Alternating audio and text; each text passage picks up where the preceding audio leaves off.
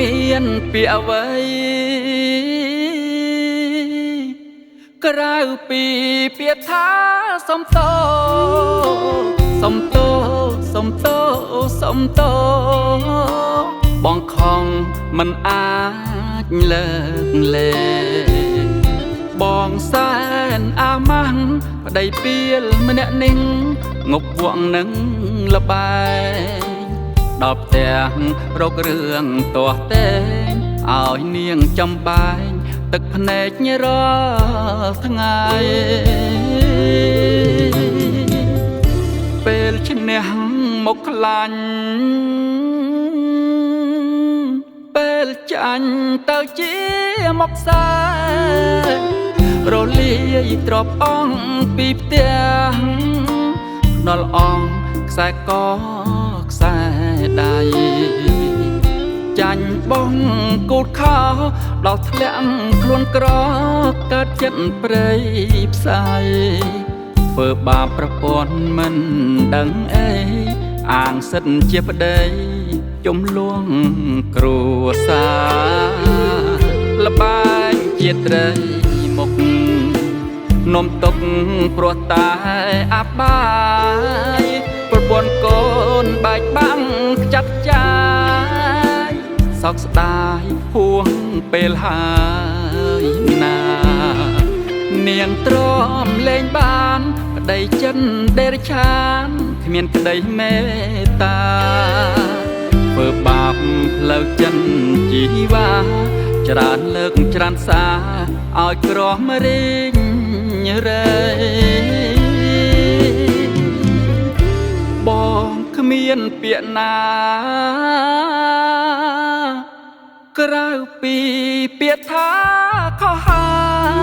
យខុសហើយខុសហើយខុសហើយខ្ញុំអើយពិតជា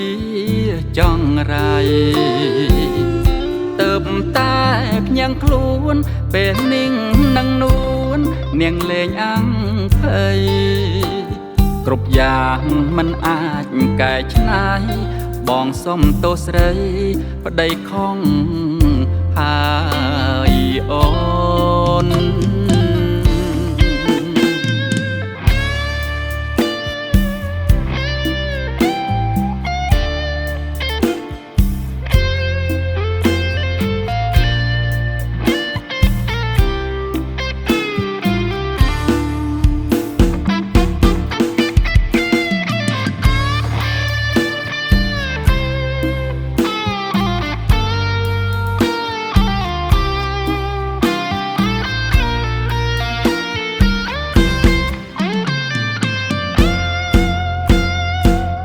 លបែងជាត្រី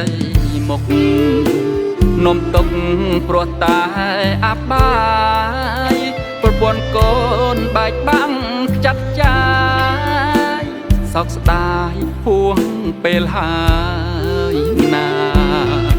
នាងទ្រាំលែងបានប្តីចិនដេរឆានគ្មានក្តីមេត្តា